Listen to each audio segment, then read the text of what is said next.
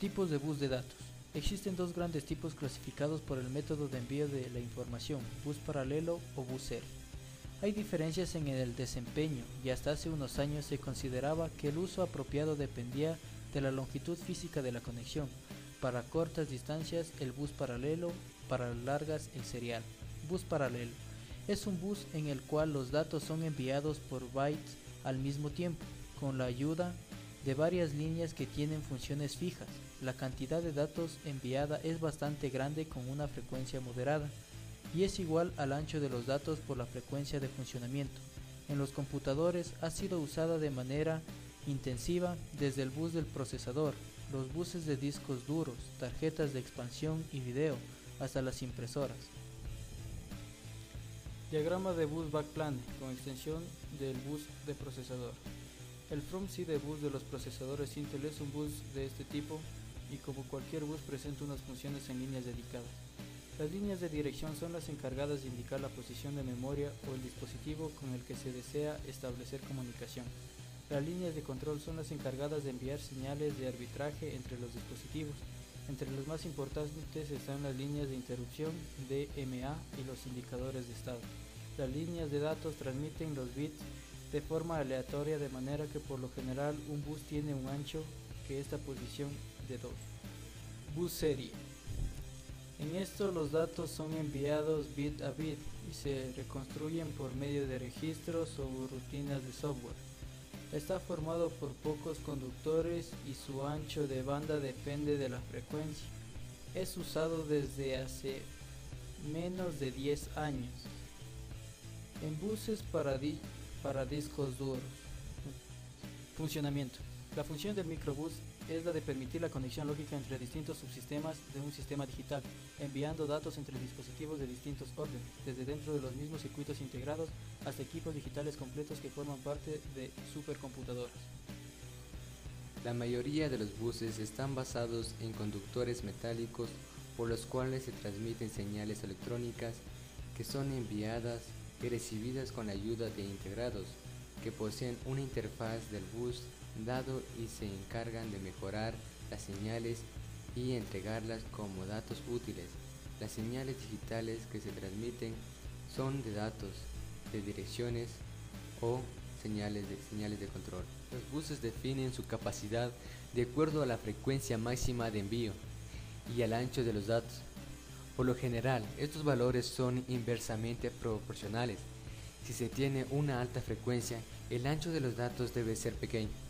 Esto se debe a que la interferencia entre las señales crosstalk y la dificultad de sincronizarlas crecen con la frecuencia, de manera que un bus con pocas señales es menos susceptible a estos problemas y puede funcionar a alta velocidad. Todos los buses de computador tienen funciones especiales como la interrupción de las DMA, que permite que un dispositivo periférico acceda a un CPU o a la memoria usando mínimos recursos. Primera generación. Los primeros computadores tenían dos sistemas de buses, uno para la memoria y otro para los demás dispositivos. La CPU tenía que acceder a los dos sistemas con instrucciones para cada uno, protocolos y sincronizaciones diferentes. Los primeros microcomputadores se basaban en la conexión de varias tarjetas de circuitos impresos a un bus backplane pasivo que servía de eje al sistema. En ese bus se conectaba la tarjeta de CPU que realiza las funciones de árbitro de las comunicaciones con las demás tarjetas de dispositivos conectadas. Las tarjetas incluían la memoria, controladoras de disquete y disco, adaptadores de video. La CPU escribía o leía los datos apuntando a la dirección que tuviera el dispositivo buscado en el espacio único de direcciones, haciendo que la información fluyera a través de un bus principal. Entre las implementaciones más conocidas estaban los buses C100 y el bus ISA, usados en varios microcomputadores de los años 70 y 80. En ambos, el bus era simplemente una extensión del bus del procesador, de manera que funcionaba a la misma frecuencia. Por ejemplo, En los sistemas con procesador Intel 8028-6, el bus ISA tenía 6 u 8 de frecuencia dependiendo del procesador. Segunda generación. Jerarquía de los diversos buses en un equipo relativamente moderno. SATA, FSB, AGP, USB, entre otros. El hecho de que el bus fuera pasivo y que usaba la CPU como control representaba varios problemas para la aplicación y modernización de cualquier sistema en esa arquitectura, además que la CPU utilizaba una parte considerable de su potencia en controlar el bus. Desde los procesadores empezaron a funcionar con jerarquías más altas. Se hizo necesario jerarquizar los buses de acuerdo a la frecuencia.